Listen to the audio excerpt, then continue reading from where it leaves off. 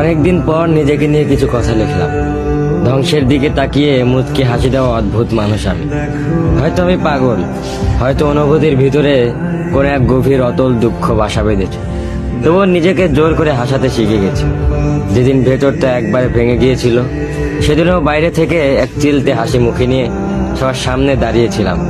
কষ্টগুলোকে আমি বন্ধু বানিয়েছি, একাকিত্বকে আপন করে নিয়েছি।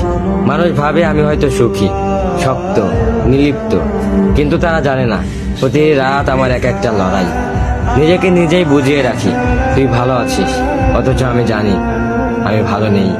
ভেঙে যাচ্ছি প্রতিদিন একটু একটু করে, আর এই ধ্বংস হওয়াটাকে যেন ভালোবেসে ফেলেছি। আমি সেই মানুষ যে হার মানার আগে হাসে, কারণ জানি কান্না দেখিয়ে লাভ নেই। পৃথিবী শুধু শক্তদের মনে রাখে, দুর্বলদের নয়। তাই আমি অদ্ভুত, আমি অনুভূতির আগুনে পুড়ে যাওয়া নীরব যোদ্ধা। আমার জীবন কোনো সুখের গল্প নয়, এটা নিঃশব্দ বিপ্লব, যেখানে হাসির আড়ালে লুকানো থাকে হাজারো না বলা কথা, ভাঙা স্বপ্ন, হারিয়ে যাওয়া আমি।